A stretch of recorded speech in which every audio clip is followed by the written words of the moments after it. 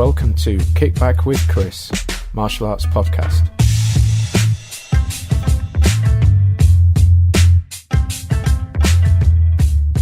Hello again, people. Wow, another week has flown by. It's Friday again. Time for another podcast. So, hope you're all well. Hope you've had a great week. Lots of things to get through today. Our guest later on is going to be Mr. Gordon Burcham.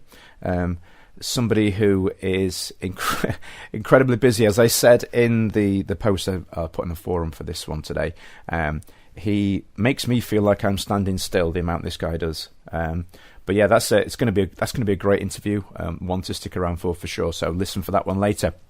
So what's been going on then?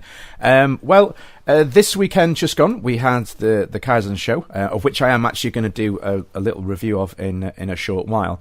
But they've already started releasing dates for next year's events. So we've got the 6th and 7th of July, and there's been the teaser of Gracie, they've said. So you can sort of draw your own conclusions from that one. But yeah, that would be a fantastic result guest wise. So keep an eye out for that one for 2019. They've also mentioned the possibility of an event in November this year, which would be really cool. To have another, in my opinion, can't get enough of these type of events and expos, because it's always a great get together and always a good chance to, for me to take my students along, for them to experience other martial arts outside our own. So yeah, another good one. Oh, and just a real quick one on this one. Lucci did actually get in touch to ask that we thank everybody on his behalf for their attendance, for the instructors that took part, for everybody that went along and supported it. So yeah. There we go, Lucci. Hold on for you. The UK Martial Arts Show, they've actually started releasing some details now on some of the guests. And whilst these things are always subject to change, obviously, it is already a fantastic lineup that they've announced. So we've got Mark Stas, Bill Wallace, Chris Credelli, Rick Yun, Aaron Gasser, and Master Sken already announced. Some fantastic talents and martial artists in there. I'm sure you'll agree. So yeah, be good to keep an eye on the list as it develops, and any additional people that are added to that as well.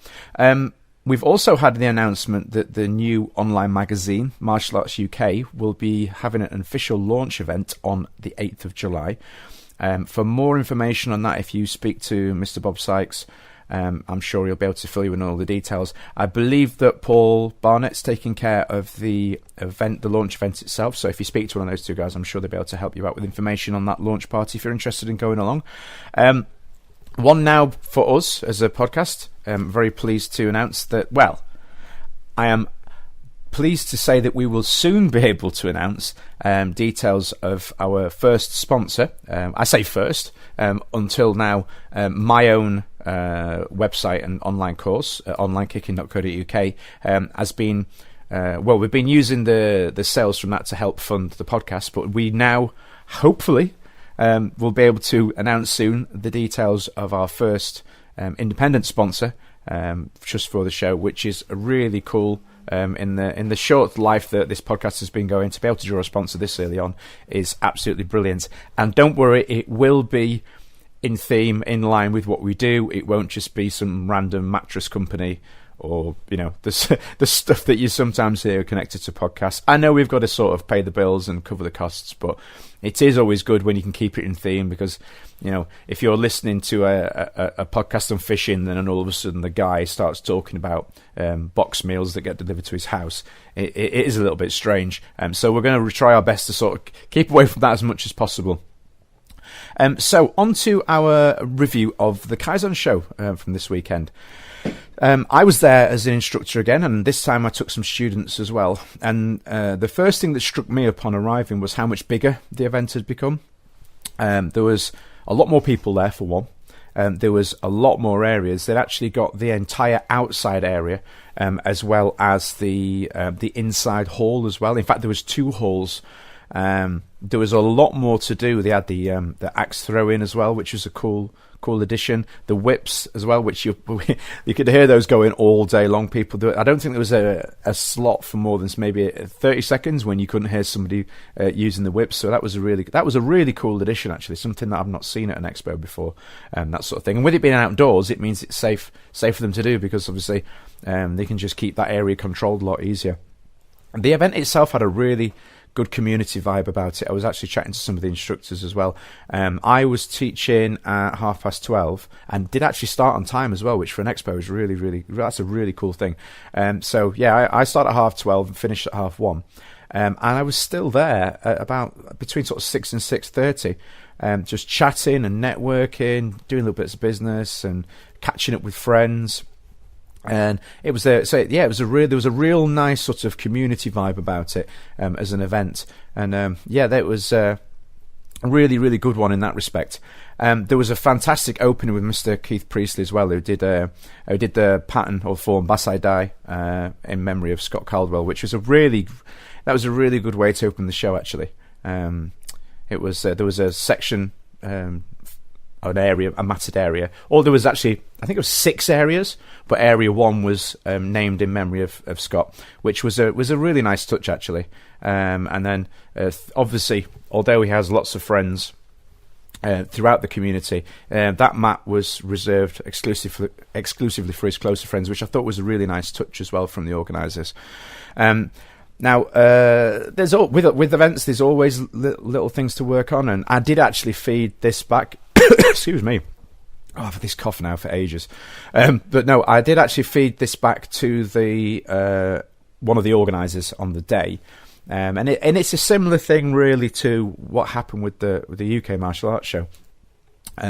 Some of my students have commented that although there was there was so much to choose from, there's all these different areas and all these different names and instructors, there wasn't any arts or disciplines connected to the names, so it was very tricky for them. Obviously, myself as an instructor and the other instructors there, we all know, for the most part, what everybody does. And we can kind of say to our students, okay, go and do that, go and do this. But obviously, once the day gets going and it starts getting a bit more busy, it's harder for your students to come and find you to ask as well. So, or you're already busy, or they're doing something. And it would be nice if the lists of the people teaching, even if it was just briefly, if it just said karate or taekwondo or kickboxing, self-defense, just something.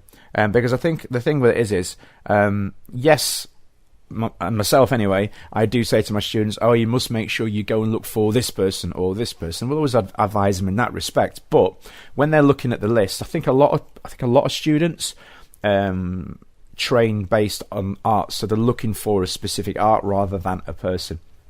But again, that's a tiny, if you can even call it a criticism, I suppose it's a tiny thing to work on, really, and something that I'm sure will be rectified for the next one. So last week, our talking point was on consultants, and there's it's not. I don't suppose this is particularly surprising. From the outset, my plan with this podcast longer term was to discuss and have conversations with other people as well, a wide variety of topics, all relating to martial arts, whether it's teaching, training, or all the different areas I've already covered before. And the subject of consultants is one that is close to me. It has been important to me in the past, and it is one that I wanted to discuss. As there's no getting away from it. There has been a boom this last sort of 2 years, 12 months to 2 years of people popping up and becoming consultants. And as I mentioned in the show last week, I could just suddenly decide I'm a consultant, announce it on Facebook, and then within a very short period of time be taking people's money. So having been stung in the past, I wanted to share my opinions on it. Now, the result of this is one individual, for whatever reason, has decided to block me on Facebook. Now, I know the whole blocking on Facebook thing, it is what it is, and it can be useful. But the disappointing thing for me from that result is rather than having a conversation, they've just blocked. And I think this is one of the bigger problems with the community as a whole, is rather than us discussing these things, and I won't necessarily say issues, but just having discussions on things, it's the way we come to understand different points of view and different reasons. Just outright blocking somebody, there's absolutely no need for it at all. I had actually a conversation with a chap the other day who he had a difference of opinion on something that I'd been discussing via a live video. So he commented on the video, that's the whole point of the comment system. And I thought, oh, that's a little bit surprising. So I contacted him, I reached out, I put my point of view forwards, he put his point of view forwards. We didn't agree with each other, but by the end of the conversation, I certainly anyway had a much better understanding as to how he got to that conclusion and why he thought the way he thought. And then we parted ways respectfully, and we still connect on Facebook. And that's how as an industry really we should be going about things, not, oh, I don't agree with them and just smack the block button. That's just going to hold the community back as a whole. But really, I wanted to touch on that subject prior to going on to the next one, because as I go through these different talking points over the weeks, I would love for people to come back to me with feedback. If you agree with me, that's fine. If you disagree with me, that's also fine. But that's the point of having discussions. If you just listen to something I say and go, oh, I don't agree with that, and then block, or I won't listen to his podcast anymore, that's not the point of what I'm trying to achieve here, really. It's to try and encourage discussion. So the next talking point is this one was actually brought on after a conversation that I had at Kaizen with a young guy. He was looking to become an instructor, and we'd been chatting for a few minutes, and he said, oh, what is it that you do? And I said, oh, I run a full-time school. And immediately his reaction to that was, and it wasn't a personal attack, but his immediate reaction was, oh, but you have to sell out to become a full-time instructor. And we had a conversation about it, and I thought it was something. You see, the whole conversation thing, that's how it works. But yeah, we had a chat, and I thought this is something worth mentioning, discussing on the show. So, do you have to sell out to become a full-time instructor? Now, again, this is just my perspective on it. This is my point of view. Just a disclaimer as well. This is not me being a consultant. This is just an opinion. For me, becoming full-time doesn't automatically equal selling out. It is completely possible to retain your standards and expectations. It's just a lot harder to do as you scale things up. As you go from, when you go from 20 students to 200 students, is it harder to keep those standards and expectations in place throughout? It's harder work for sure, because that you've just got there's more people for one. And that I can see why and how people do end up selling out, to use that phrase, because it is, the temptation is there as the workload increases to go, oh, this is getting too hard. How can I make it easier? Oh, I could take this out. I could take that out. I could, make it easier to grade. I could do this.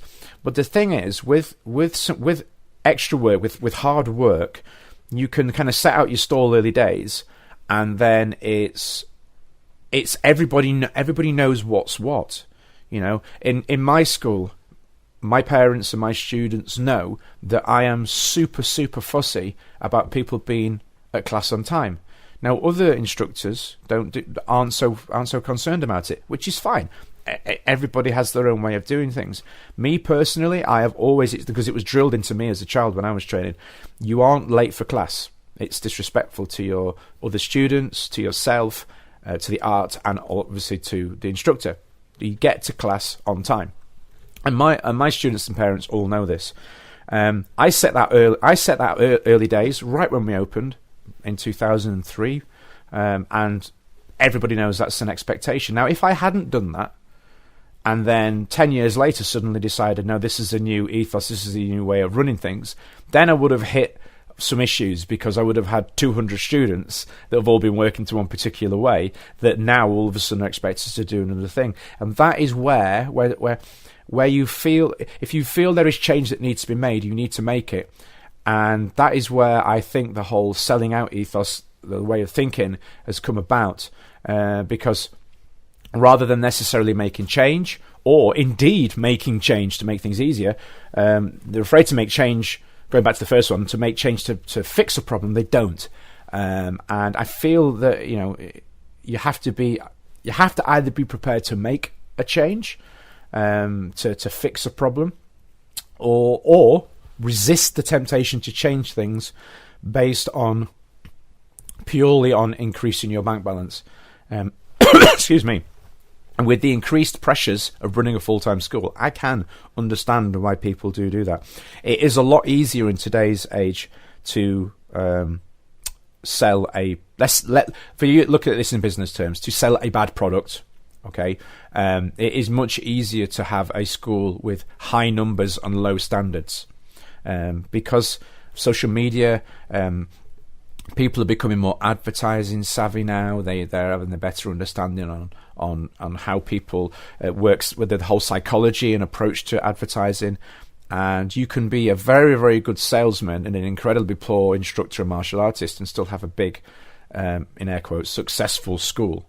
So I can understand why somebody who's running a part-time school, a very traditional school, would look at a large setup and their poor standards and think, how have they got 400 students with such poor standards? Well, these guys have a fantastic understanding of marketing, of the psychology involved in using good marketing, and this in itself, as I feel personally, has caused a little bit of confusion from some people within the industry.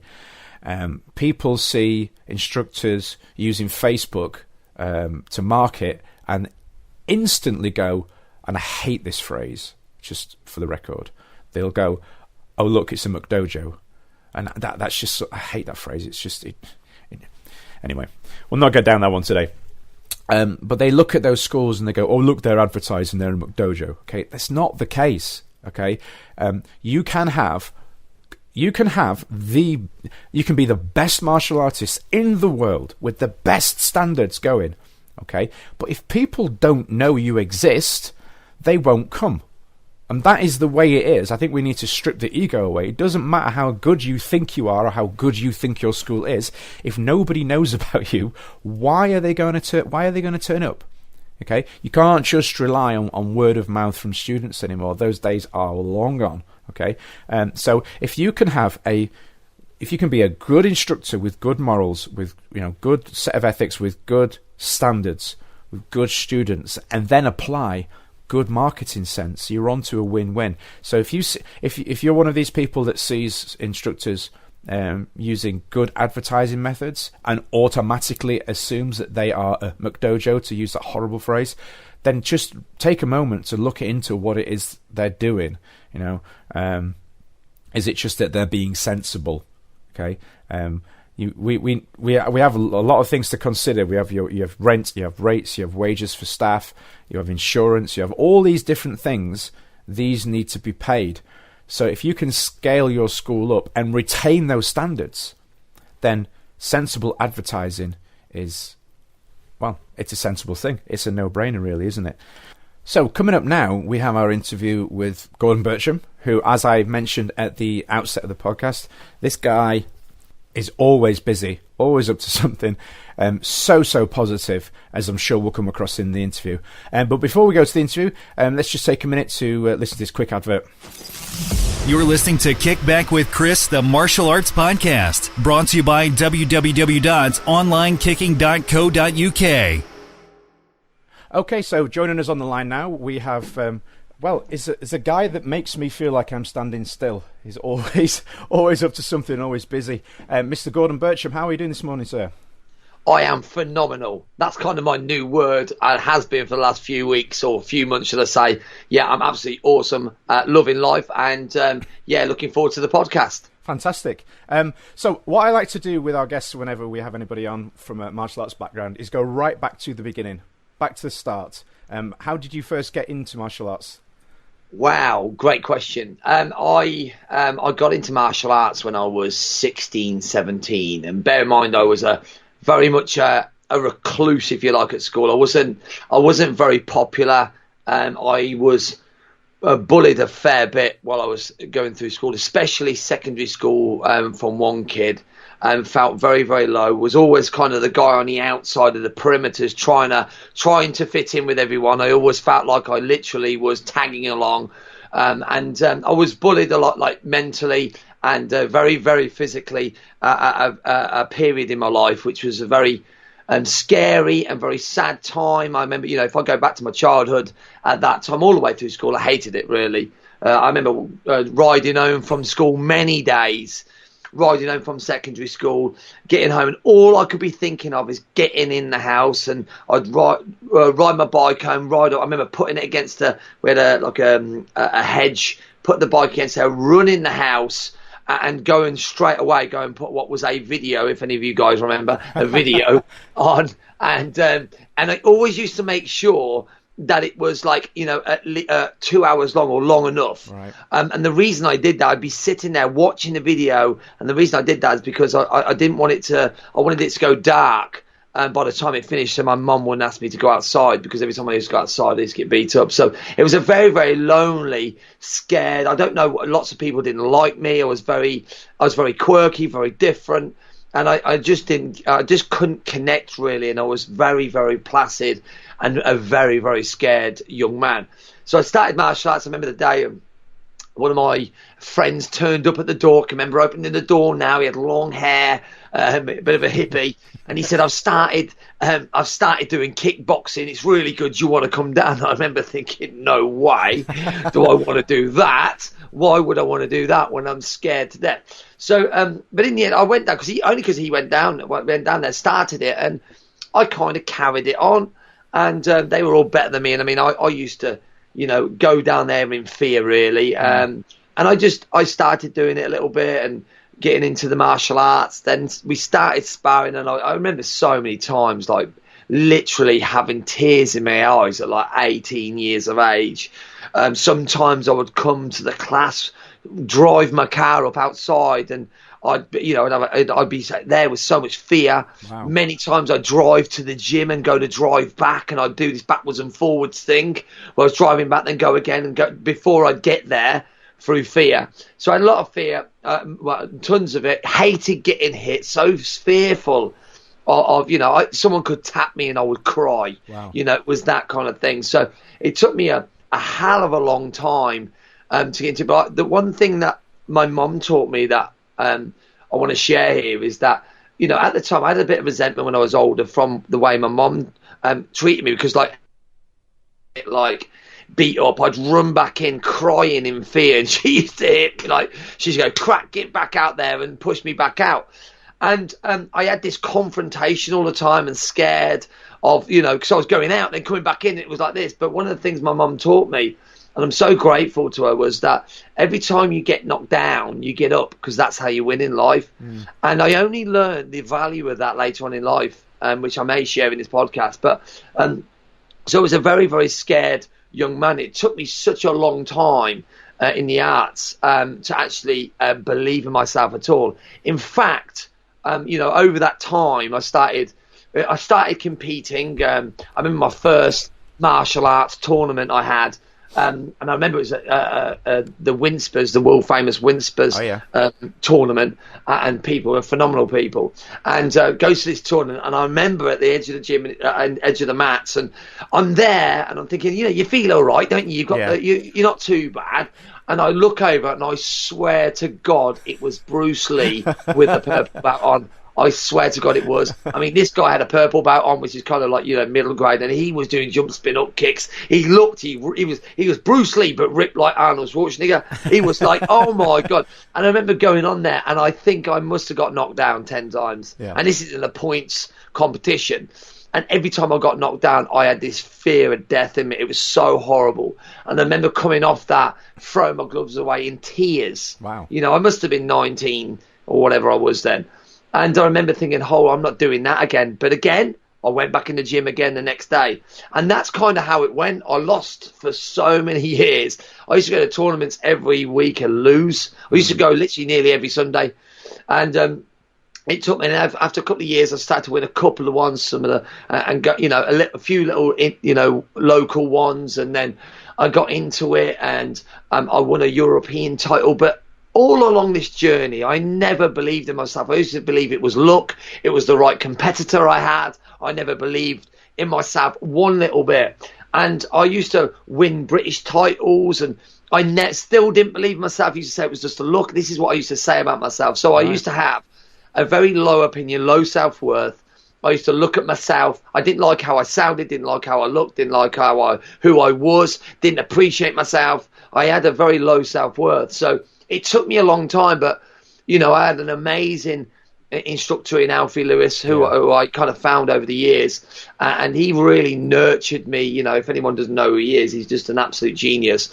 And he seen something in me that I never seen. And he used to be in my ear all the time. Sort of, he used to believe in me more. And I used to think, why is he inviting me up? He used to invite me up to the world famous Mushin Kai dojo. And he just invited me up there, and he'd train me for free. Wow. And he used to phone me, he'll phone me at mad times, like 1 o'clock in the morning. And he'd say, you come in the squad training and put the phone down on me. And then it's okay. And it's like, okay, I need to go. And it's like tomorrow. So, and it would be things like that. But I always used to wonder, why he used to always invite me to things that he wouldn't, and there was no one really invited up there. So it was a really special time. I used to drive. I used to have a part-time, I used to work sort of full-time in a business where I used to install computers, and I used to go drive around the country. So he used to invite me, and then I would just drive across the country. I'd always have my kit bag in my car and drive across. So I'd be all over. And I was very committed at the time. I used to drive from all over the country to go and train there each week, which was just an absolute pleasure. But it was a very fearful gym because he was just there, just world champions all over the place. But there's something in that really helped change and transform me as a person. It took me 15 years of losing, 15 years of not believing. And then in 2012, I won the British title against some great opponents. And then went to the World Championships in Canada, and it was an amazing World Championships with some of the best fighters out there. It really was. And I won my first world title, and that was absolutely, it's not that long ago, but that was absolutely the transformation for me. I absolutely found what, all them years of losing, all them years of fear, all them years, everything, I finally found myself, and I'd arrived. And it was at that point then I had this massive transition. I'd achieved my dreams, and I went on to win 3 consecutive world titles from there, beating some of the best around, and and sort of continue my journey, and then hung up my gloves in 2014. So that's kind of my competition. But I talk about that a lot because I think it's of massive importance to my journey, not just within the martial arts, but in my business and what I do. Because people see me where I am now and what I do and what I achieve, and they don't see this the iceberg effect. They don't see underneath. Absolutely. And it was so much personally barriers that I had to overcome, and it was just unbelievable. So that's kind of my martial art journey, if you like, up to now, and I'm very proud and privileged to have led the journey I have. Excellent. Now, for those out there that don't know, Gordon runs a very successful martial arts business now as well. A fantastic school with big numbers, but more importantly, brilliant standards. Obviously, your standards have been set all the way through, but obviously, again, for those that don't know, your journey through developing your school to what it is now, I think people see you are how it runs now, but perhaps don't appreciate where you came from and the journey that you've had with your school. So I wondered if you'd like to share a little bit about that, because it's relevant. Sure. So where I am now, the pains, for sure, of course I can. Like every martial arts instructor, you kind of you find the teaching. So I remember taking over a club, and it was I think I was a brown. I was getting my black belt. I took over a club that had 2 members in it. Wow. And it was in rugby, and I remember my instructor at the time said, "Oh, do you want to take over this class for me? This guy's leaving." I said, okay, and there was 2 members. But at the time, you see, I was competing. Yeah. So it was really just a bit of a fighter school. So all I did was go down for 2 hours on a Saturday, and it was me basically hitting people. So that's basically what this was. So we kind of, over that 2-year period or so, we ended up with 8 members from 2 in a couple of years, because really all it was a training thing for myself. I enjoyed doing it. And it was a little bit of a full-on kickboxing thing, really. So from then, but we started attracting kids, and so I was like, oh, actually, there's a lot in this with kids, and actually, I'm quite a kid myself, and I could kind of interact with them. So I was like, okay, I started to see it more as a business, if you like, as well as a hobby. So I opened up some more classes in some schools, went through the schools, started building it up. Went to a couple of different venues, ended up having about 50 odd members in which was like a big sports hall, and we used to have like mixed classes in there and a few other classes, and we had about 55 members, I think, in total. And I remember I'd seen, I think it was the Winspers at the time, they had a martial arts centre, and I thought, oh, that would be amazing for me. I could do that. That sounds like a great idea. So I was like looking for a martial arts centre. So we found an old sports and social club that we literally gutted and turned it into a martial arts facility. It's only small, wasn't massive. And we started teaching there. And then I started working part-time and then working on the martial arts school. So it was a long old road. I mean, for the first sort of up to having that 6 years of having a full-time centre, I've been teaching for 10. 6 years of that, of having a full-time facility, it was a hard struggle, Bear in mind, I had lots of issues, lots of barriers, as you've heard already. But also, I didn't have the business acumen at all. I was doing paper ads because I was kind of funding it through because I was already working. I was putting paper ads in for £160 a week, quarter-page ads. Wow. And they were the worst ads ever. I mean, I've got picture, they're unbelievable. I mean, I've seen them. And they're the worst ever. Like, as a lot of instructors did, it was, I've got to put my club logo at the top. They've got to know who I am. They've got to know everything that we do, the times. They've got to know that we cater for all these ages. They've got to have my name, email address, the mobile number, how they can contact us. No images on the ad whatsoever. Just copy, throw it out there. And they were the worst ads ever. But here's what's interesting. We still got some people from them. But the ROI, return on investment, was just shocking. Right? But because we were consistent every week, we still got dribs of them. But so that was my kind of marketing acumen, if you like. And then from actually running a business, I mean, I was doing everything from answering the phone to teaching the class while I'm trying to do customer service. People were giving me money while I'm putting it in my pocket, and I'd say, we're meant to order that. Then I wouldn't write it down, so I wouldn't know what I was ordering, and it was just this absolute mess. I'm sure many who may be listening to this understand that. I call it the octopus arms. You're just going around trying to do everything, and I kept trying to do it, trying to make it work. Didn't understand how to do it, and we woke up one day in my hand, and I'd lost my house. We bought a house for 10 years that we bought, and we literally had lost this house. It was just a real, gut-wrenching feeling.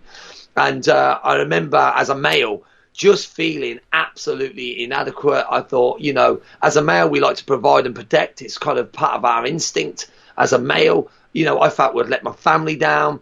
And I remember we just lost the house. It was just horrible feeling.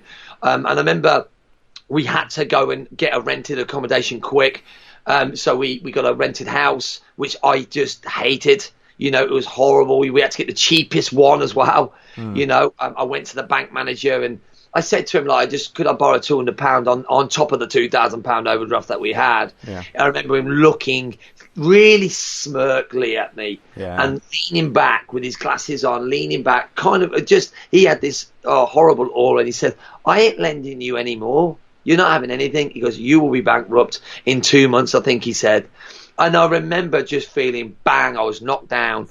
But interestingly, at that point, I remember my mom in my head, every time you get knocked down, you get back up, because that's how you win. And that was a transformation. I remember walking out of that bank manager's with my wife, and I remember thinking, you are not going to win this one. I'm going to win.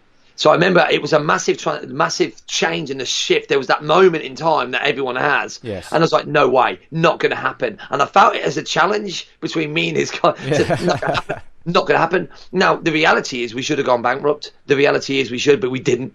You know, we just like, right, we need to dig in here. Mm-hmm. And I remember being, you know, we had £25 a week to live on for food. That was it. There's me, my wife, my kid, and we had another one on the way. Yeah.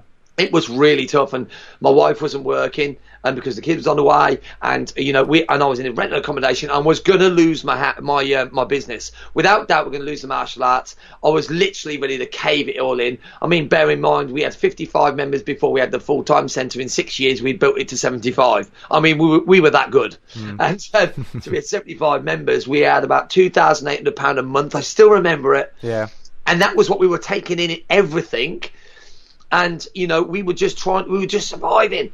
And I remember going out to different, different on YouTube looking at advice. Yeah. I remember by Tonic they had this 90-day cash machine, which was like a downloadable PDF. So I did that, and then I was in there like marketing funnel then.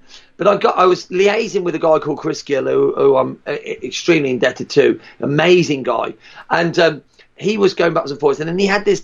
He said, asked about coaching. This email came through. I was like, I click on that, find some information. Then they called me, spoke to me, and they said, okay, we think you would fit our coaching program. It's a 3-month program. I said, that sounds amazing. And they said it's £3,000. Wow. So I'm like, wow, hold on. I actually laughed, I think, and said, no, £3,000. I live on £25 a week for food. That's all we have. We're on beans on toast most days with a bit of pasta. That's a no from me.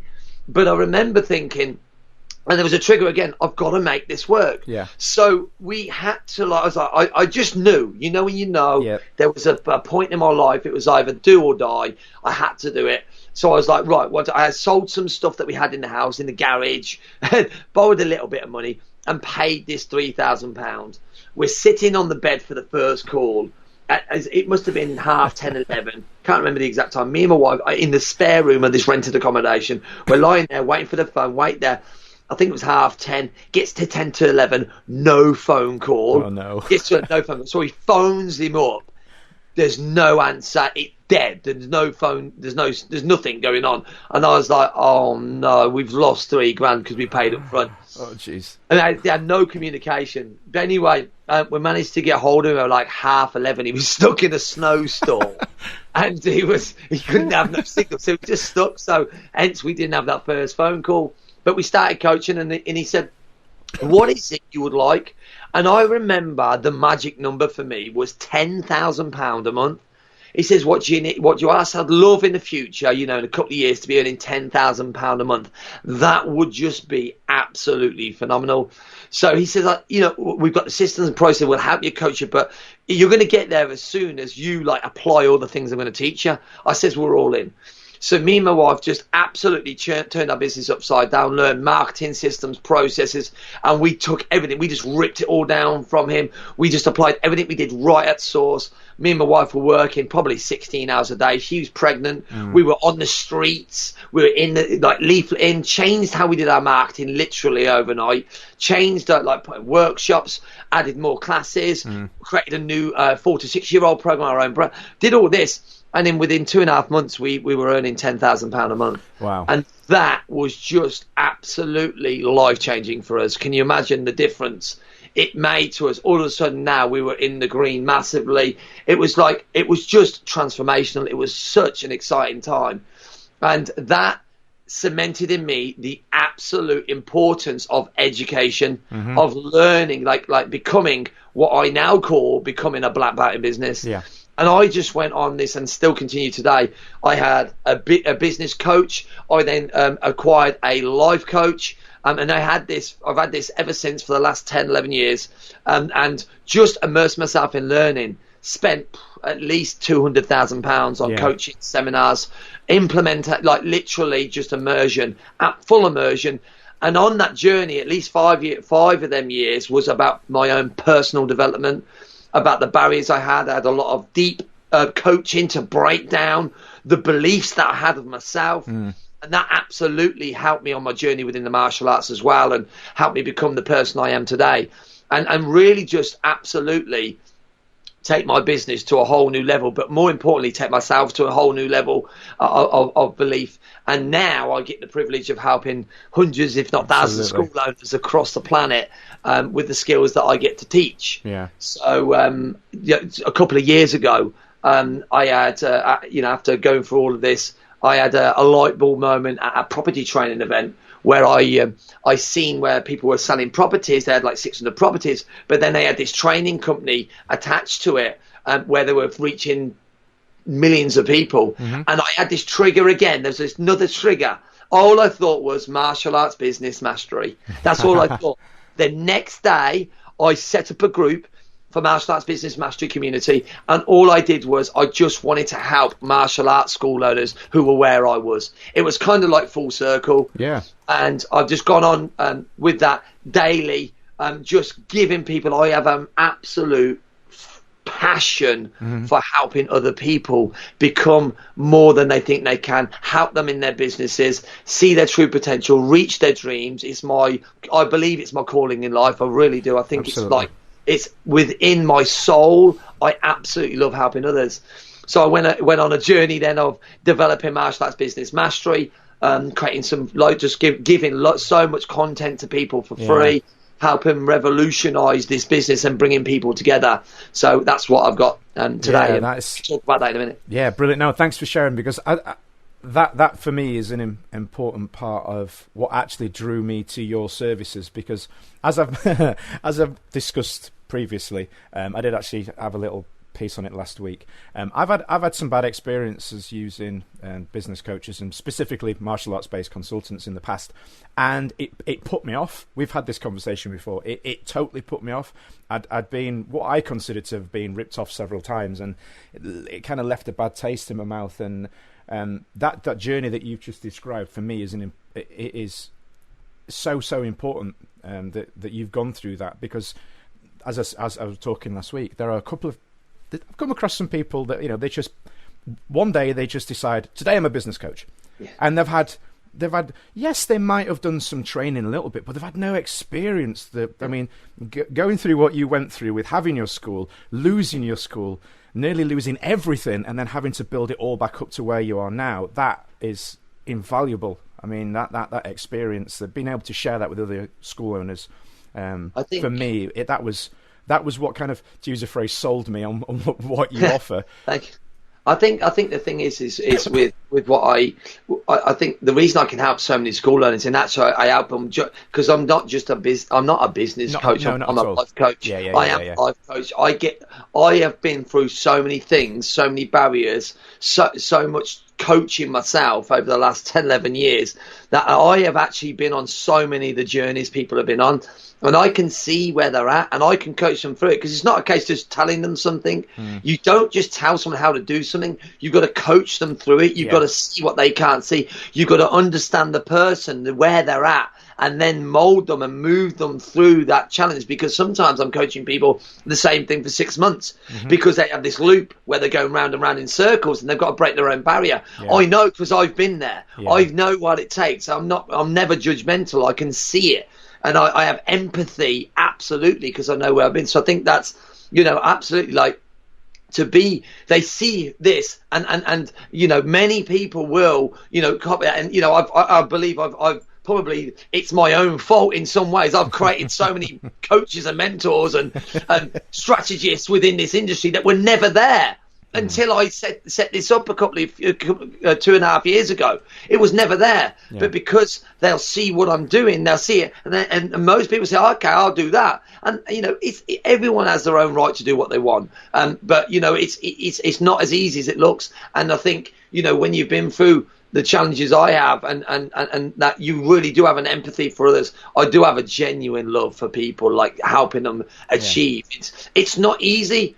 It's not an easy thing. It's not an easy thing to be a creator, because one of the things that used to annoy me, for instance, was I used to get annoyed by people copying me.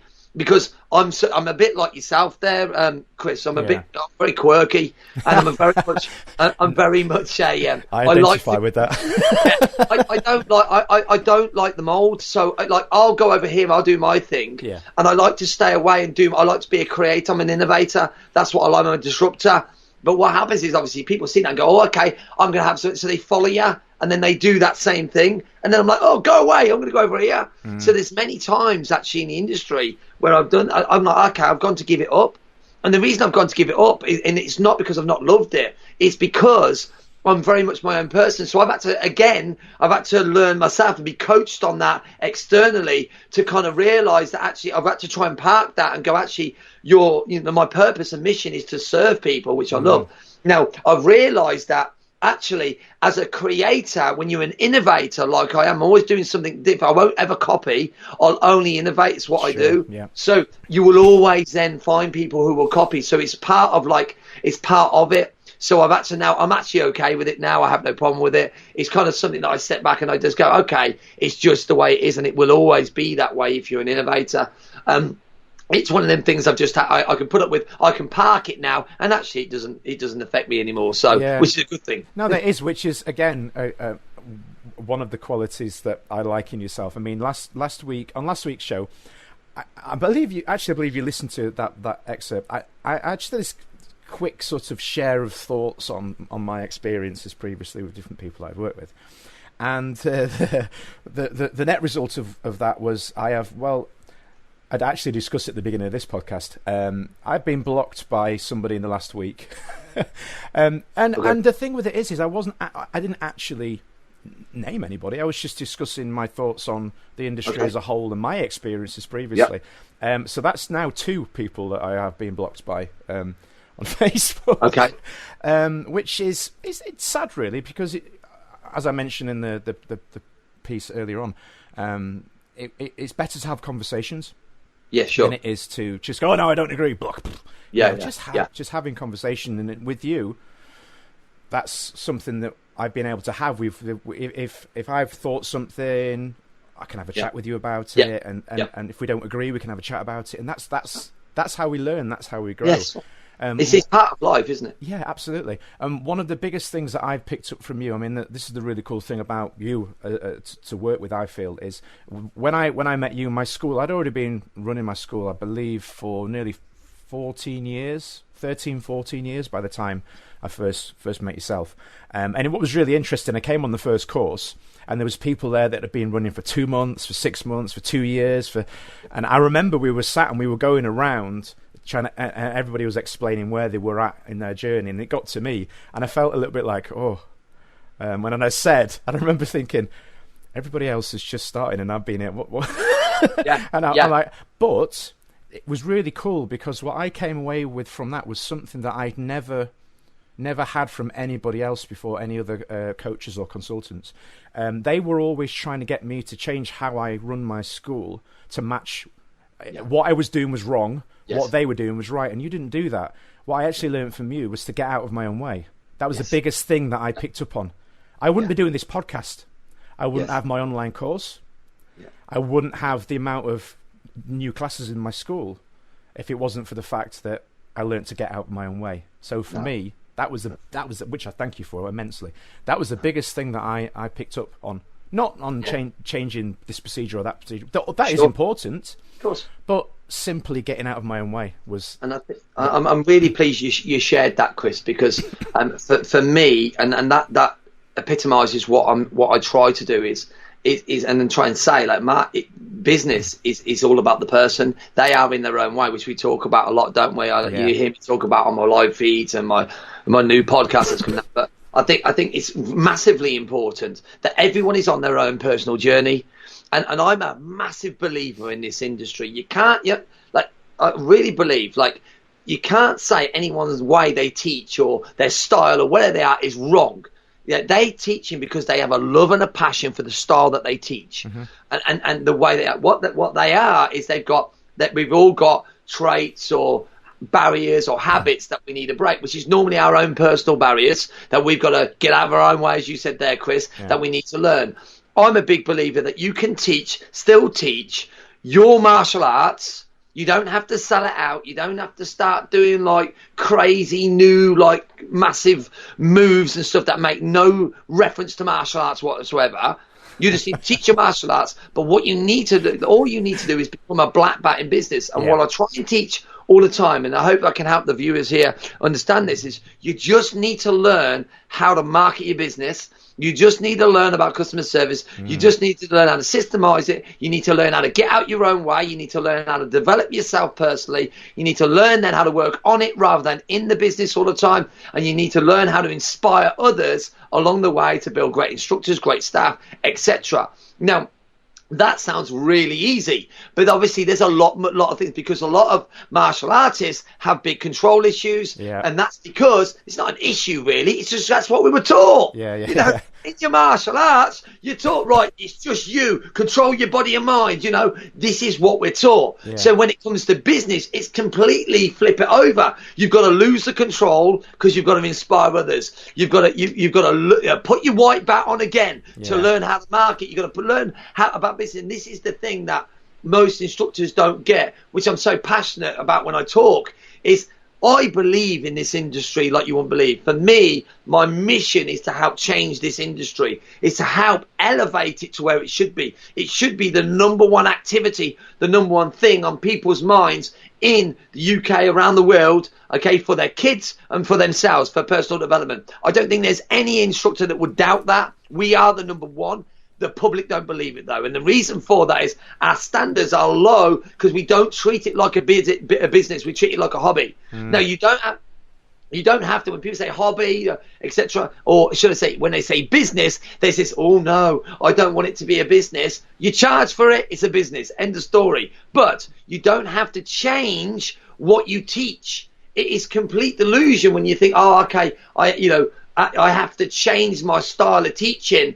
You don't. You just need to learn about the business. And in fact, when you learn about the business side, you can maintain the quality standards. I mean, we have a great standard at our school. You know, we have a separate fight squad that's closed door. You know, it's really hardcore. Our black belt gradings are 25 hour long. You know, we have a high standard.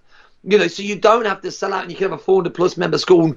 You absolutely can. Is it harder to do than sell out and high five everyone that comes through the door? You're damn right it's harder. Okay, it's easy to be lazy and give people everything they want and say you're great, you're great, you're great, you're great, you're great, and leave them in a mess rather than praise correct, discipline when they need to be disciplined, and not give away bouts every 5 minutes. Of course, it's easy to do that, but that's not what we're talking about here. We're talking about building solid foundations for martial arts, solid foundations for your business, and that is absolutely imperative for your school, for your life, because I know lots of martial arts school owners, lots of them are, they want to keep their arts alive, don't they?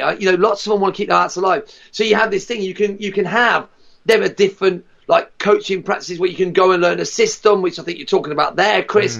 There's nothing wrong with that if that's what you want. No. You can go and earn, can you earn more money sometimes doing it that way? Of course, because it's just more a business. It's just more business only. We're talking about having a great mix of martial arts and business.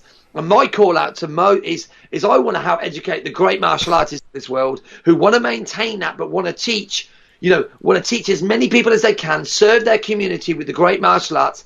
And my biggest vision is to keep the arts alive, Chris. Yeah. Because I do believe in this world of evolution, in the fast-paced world we live in, if the martial artists, the real martial artists, do not step up and do not learn about the business side, they're going to get blown out the water. Yeah. The arts will be diluted with this absolute mess of pretend martial arts, and then everyone starts moaning. So I'll say this quite bluntly. Yeah.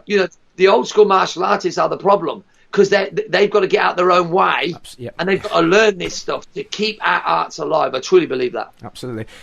And now, for everybody out there that's listening, I'm sure you can hear Gordon's passion, and that passion translated into hard work equals massive success. Now, each week when I have a guest on, I make a list before we do the show of all the different things that they're involved in. Gordon's list actually required 2 pages, so I just wanted to just quickly share some of the things that I wrote down so people can get an idea. So I list on here world champion martial artist, successful school owner, business coach, speaker, author, tournament promoter, martial arts business extreme event host, podcast host, marketing expert, and then I put at the bottom top bloke who's also learning to fly. Somewhere in there, and all of that, he's finding time to learn to fly. Which, yes. I mean, that is just. I mean, I feel sometimes that I'm having a busy day, but that all of that. Yeah. I mean, you must. Wow. I don't know. I honestly don't know how you do it, because all of that there is just, it's insane. Yeah, it is, and I actually have a lot of questions with that. And bear in mind, you know, I'm autistic, so I have a lot of mad traits. I'm not specific, not particularly organised. I have my own world that I'm in. You know, I leave the bath on, I leave the keys everywhere. I lose my keys, I lose my wallet, I lose money. I lost £500 the other month. Lost. You know, that's the kind of quirky thing, you know. So, but when it comes to one of the things that I think, again, it's on my journey, you know, I used to have massive control problems. You know, I really did. I used to be in my own way. I used to think no one could do it as good as me. You know, building my school, even over that 10-year period, you know, I'm an honest person. Even when I had the coach, you know, one of the barriers I had for so many of that you know, over the last sort of 10, 11 years was I felt that I was the only one who could do it. I used to have control, you know, I used to want to control everything. I never managed people well enough until I had a switch where I really did have a switch. You know, a great book for you all to read is Life Leverage. Absolutely. Every school owner should read Life Leverage. It's an amazing book on leveraging lifestyle. It transformed the way I think about time. It allowed me to start thinking differently and actually start outsourcing. Because here's the thing. One of the biggest barriers for martial arts school owners is I don't have enough money. So they'll go, I haven't got enough money to do courses, and I haven't got enough money to have a coach. I haven't got enough money to get staff. I haven't got enough money, which is a delusion, because all of them things will help you grow. Yeah. That makes sense. So, and that's where I was. You know, I absolutely was there. So one of my big challenges was staff. Like, no one could do it as good as me. And one of the big things was I didn't have the money. I told myself I didn't have the money for staff. Now I have a staff bill of £8,000-9,000 a month. That's my staff bill over my two businesses, which is quite high, isn't it? You know, so, but the reason I have that is because it helps you leverage your time. You know, it helps you do more. So I look at this, and I'd like to give this as a bit of content for you here. We have, are you still there, Chris? Yes, yeah. I'm listening. I'm taking it all in. I was taught this, and I want to share this with you. £10 tasks. So anything that is a £10 task, for instance, you don't do. So how much, here's a great thing to look at. What is your hourly worth? So what is an hour of your time worth? So what would you charge for a private class? Now, most people between £20 and £40. So let's say it's £30. Everything that is below that you could pay someone else to do for £30, you don't do. So I don't do the garden. We don't clean the house. Yeah. I don't do my diary entries, because that's a £10. I don't do any of the things that are £10 tasks.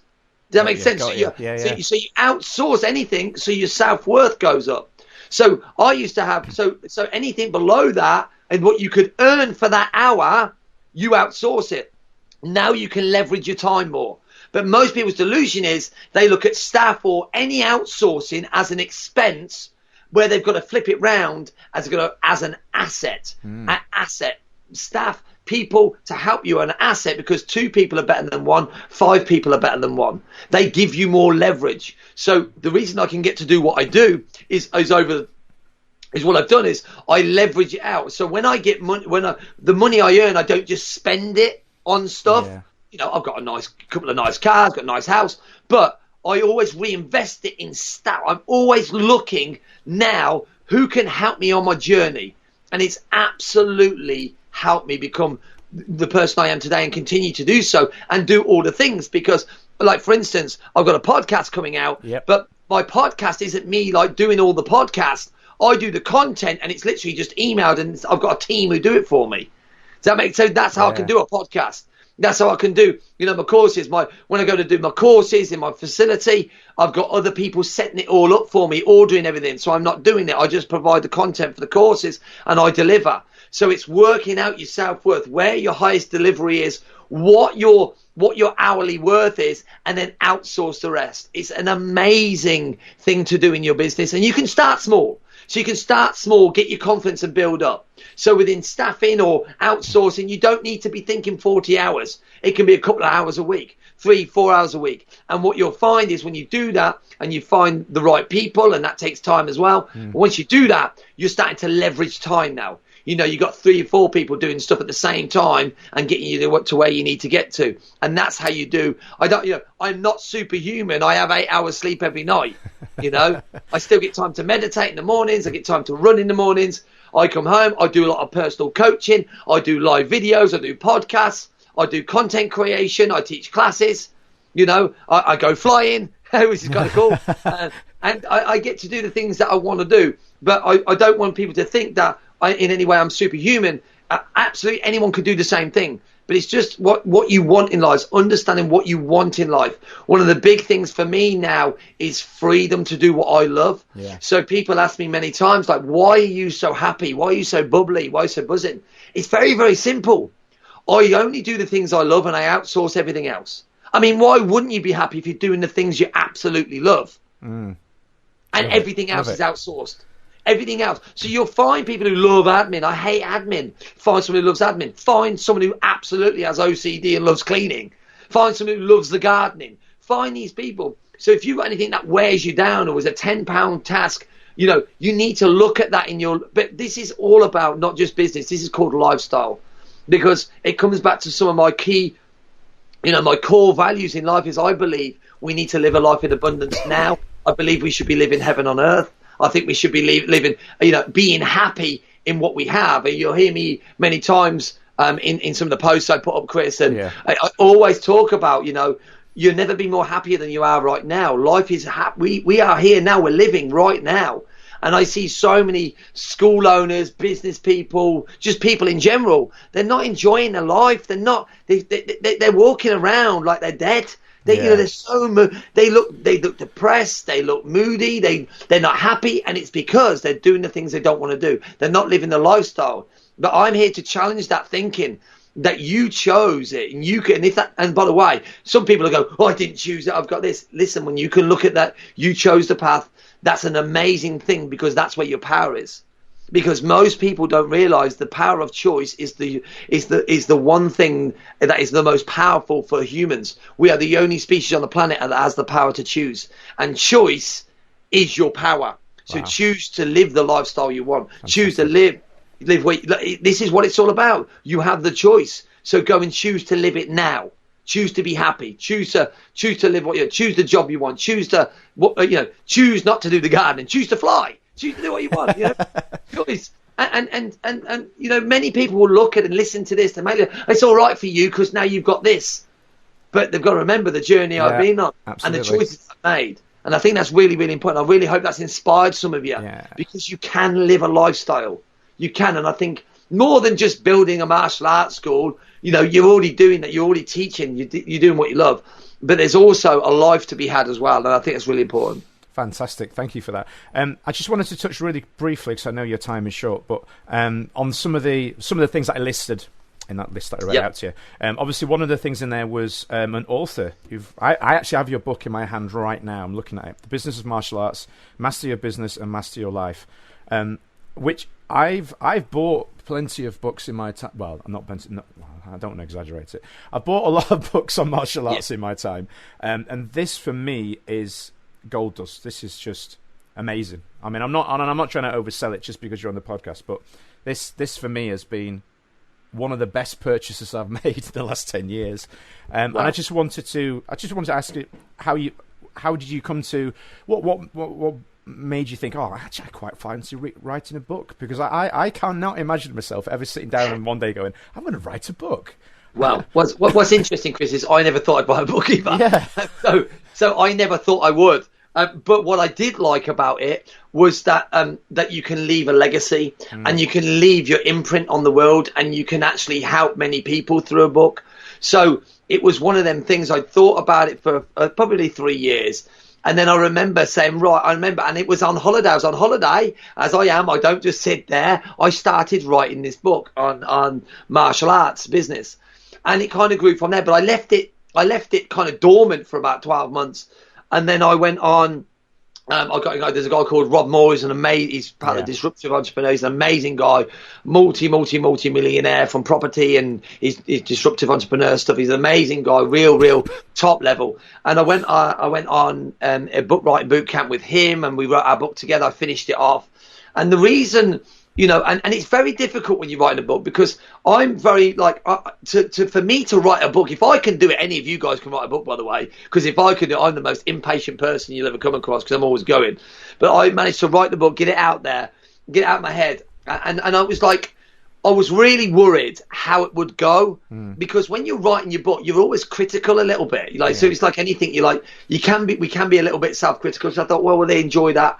But it's been absolutely phenomenal, like the feedback that we're getting. I mean, there's many people who don't review it, but I get messages from them all the time saying like how much it's transformed them, their thinking, their mindset. And I wanted to give kind of a blueprint to building a martial arts school that was people could reference back to time and time again. And that's why it's written in the way it's written, in sections that it's written in.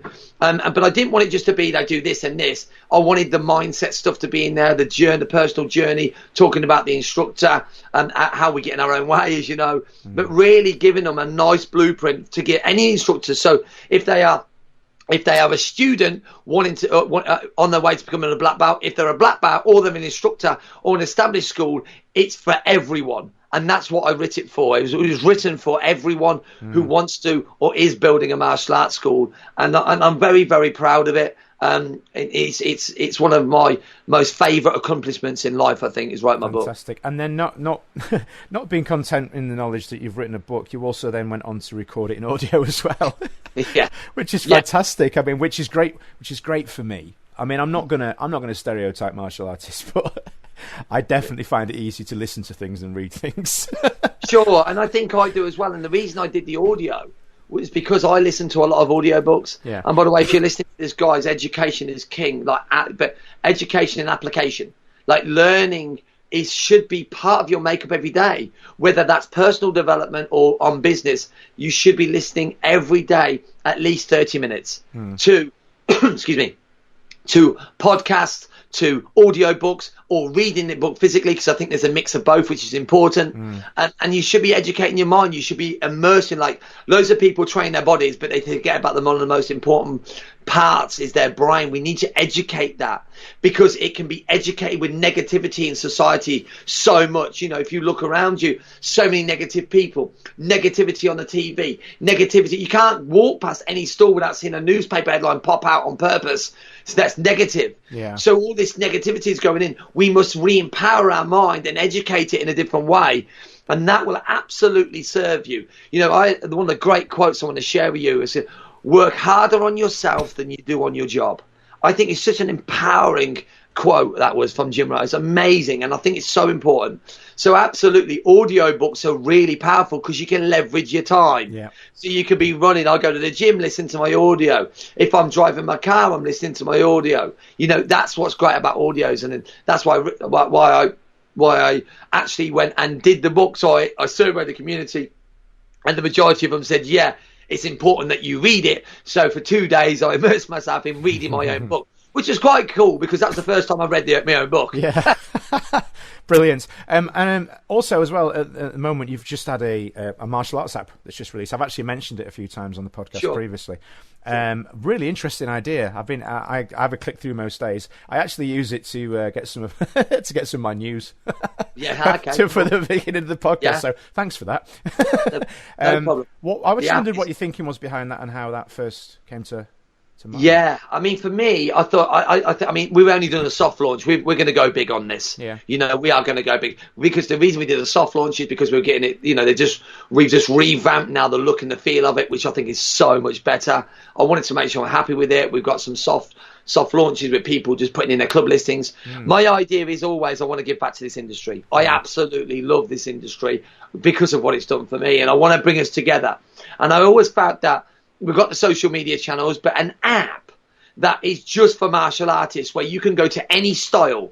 You can go in and the news feed, the social news feed will be for that specific style. You can learn content, you can learn online courses. I mean, the app's going to be amazing for that, because you can literally, people will be able to buy licenses on the app, but they'll be able to run their own courses online and sell it to the public or students online, to have a resource. They've got the right books and stuff. So it's just it's just a platform where martial artists can converge on the social media feed. They can just deal with either karate or kickboxing or whatever it is, or they can go on as a whole of martial arts. They can learn. They can be listening to podcasts like yours there, Chris. So it's basically a resource in one area, not just for one style, but for the martial arts as a general thing, and not just for instructors, but for students. And what a phenomenal thing to have for free. Yeah. You can download and just, immerse yourself in. So it's relatively, the app itself is really well developed, but it's in an early stage of pushing it out there. So I definitely advise you to download that, the martial arts app, and to get it downloaded, because there's some cool things coming. There is, absolutely. Cool. So just to round things out, because again, I know and I appreciate your time, because as I've already stated from this huge list I read out, you're a very busy guy. Where's the best place for people to go to connect, to find out more about what you do? What's the best option there? Yeah, sure. So you can. I'm obviously on social media. You can get on my social media pages. If you're a martial arts school owner, definitely visit our group, Martial Arts Business Mastery Community. That's Martial Arts Business Mastery Community. We are there to serve and help martial arts school owners grow their schools. So that's an amazing community. You will have to answer some of the questions, so we know that you're a legitimate school. But it's an amazing resource. You can also grab me on LinkedIn, Gordon Burcham. You can grab me on there. I'm doing a lot of work on LinkedIn at the moment. You'll see me on there. On my Facebook page at Gordon Burcham, and also our business mastery page, Martial Arts Business Mastery, which is our Facebook page. So I'm always contactable. I'll help you where I can. Always, I've got the new podcast coming out very, very soon. Yeah. It's actually launching. I don't know when this is going, but it's actually launching on June the 24th. Okay. So Sunday, June the 24th, the launch date will be at 9 a.m. in the morning. We're releasing the podcast, and it's going to be a podcast that is going to be all about building your martial arts school, interviewing school owners, where they're at, where the challenges have been, etc. We're going to be bringing people from across the pond as well on the podcast. Fantastic. We've just got some amazing things with the Martial Arts Business Podcast. So I'm really looking forward to sharing that. Fantastic. Well, thank you so much for your time today. It's been really appreciated. It's probably been the easiest interview I've ever had to do. Because I've just fired a question and then let you go, which is a learning lesson. I've learned a lot from it, and I'm sure the listeners have too. So again, thank you very much for your time. I hope you have a great rest of your day and weekend in whatever you've got planned. I'm sure you'll be flying today. Is it today? Yeah, I'll be flying today. I'm flying. It's Thursday. Flying Thursday, so the sun is out. I'm going to be up by last week I did an approach landing. Wow. So hopefully I've got some more stuff on the horizon, pardon the pun. So I'm looking forward to that today. So yeah, that's my time flying. I'm really looking forward to that. Fantastic. Well, thank you very much, Gordon, and we'll speak soon. Thank you very much. Take care. You're listening to Kick Back with Chris, the Martial Arts Podcast, brought to you by www.onlinekicking.co.uk. Okay, so big thank you to Gordon for what is probably, as I mentioned there, one of the easiest interviews I've ever had to do. That was just... the information on there, guys, that is it's gold dust, so come back to that time and time again to take it in. You can revisit that one several times over. So, moving on to other news. Now, last week we had Mr. Neil Kirkland on from the Adaptive Martial Arts Group, and during his interview, I'm sure you remember, he mentioned that he would be doing a weigh-in at the Kaizen show that happened last Saturday. Now, Neil had been losing weight, obviously for himself personally as well, but also to raise money for Mr. Tony Pillage and his cancer treatment that he's got going on at the moment. And I'm very, very pleased to say that Neil did actually meet his target of losing a stone. He actually lost just over a stone. Which is a fantastic achievement, and he's obviously since gone on to post that he continues to his aim is to continue to lose weight and actually shift another stone as well. So fantastic work, sir, and keep us all updated, and I'll pass on the news as and when it happens. Today, actually, interesting, just as I was coming on to interview Gordon, somebody I've known in the industry for a long time, a fantastic martial artist, filmmaker, and stunt coordinator by the name of Jude Poyer, launched a short film. It's sort of a homage to the old kung fu films, in particular, sort of Drunken Master. But the film itself is, or the short film is called Drug Den Master. So I'm sure, as you can already tell from the title, it's a comedy-based martial arts short. Again, in homage to the old 70s kung fu films. It's fantastic fun with some great action in there. So please do go and check that out. I'll put the links in the show notes and obviously get sharing that on social media. So, on to next week's episode. We will be featuring a friend of mine from the industry over... I'm trying to remember how long it is now. It's well over 10 years. It's probably more, actually. But a fantastic martial artist, filmmaker, producer, actor by the name of Mark Strange. I've had the privilege of working with him now on, I believe it is 3 films. It might be more. But yeah, fantastic martial artist, really nice guy, and somebody I felt that would be cool to get onto to discuss all things sort of film work, martial arts based. And so between now and then, if you have any questions for Mark, if you please do get in touch with us via our website at kickbackpodcast.com, or you can obviously get us on the Facebook group or my personal group. Send me a message over, and I'll put those questions to Mark next week. So thanks for your time, everybody. I hope you enjoyed the episode. I'm sure you really did. Lots to take in from our interview with Gordon, and I'll catch you all next week. Enjoy our podcast? Please remember to subscribe, rate, and review Kickback with Chris on iTunes today.